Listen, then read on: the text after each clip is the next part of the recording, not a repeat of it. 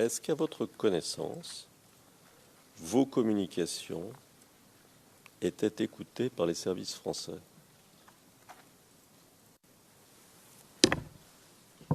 À l'époque, à la présidence, il y avait un service d'écoute français. Et ce service-là, tant que je n'ai les preuves, mais je suis sûr qu'ils écoutaient nos communications.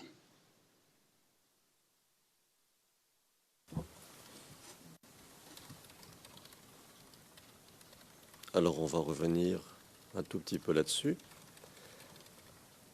Donc vous parlez de la présidence de la République, c'est ça? Affirmatif.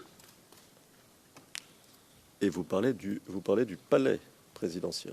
Oui, du palais présidentiel. Quand vous entrez au palais, vous avez une entrée pas derrière qui met par l'arrière du palais. Et juste à environ 100 mètres à votre droite, il y a ces bureaux-là tenus par les services français.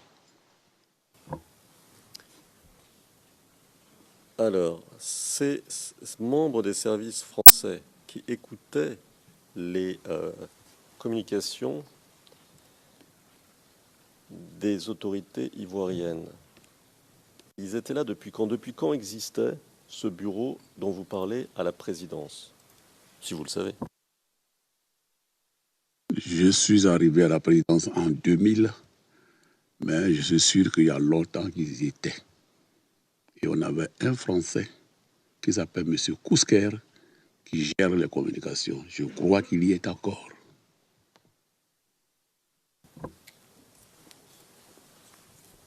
D'accord. Est-ce que je comprends bien ce que vous nous dites? Et est-ce que vous nous dites que ce service d'écoute, ce service de surveillance, ce service français de surveillance des autorités ivoiriennes, et en particulier de la présidence, qui était aussi un service d'écoute, est resté en place, a continué ses opérations pendant toute la durée de la présidence du président Gbagbo? Oui. Ce service a existé et je crois qu'il existe encore. Je crois.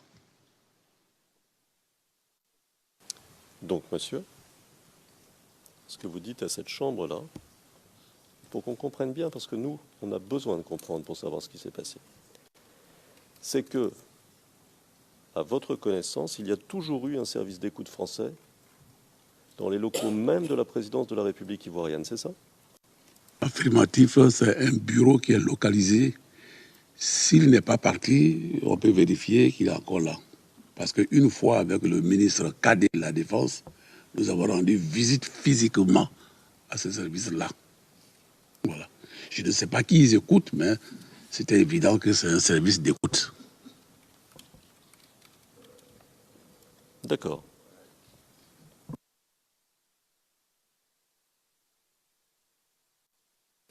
Est-ce que vous savez si ceux qui écoutent font partie de ce qu'on appelle l'intelligence ou les services secrets français?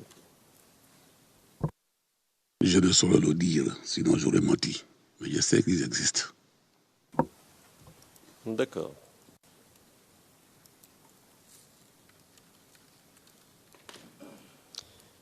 Est-ce que les communications de la gendarmerie, pendant toute cette période, c'est-à-dire avant même la crise, mais aussi naturellement pendant la crise, étaient écoutées ou pouvaient être écoutées par les forces rebelles? Je pense que oui.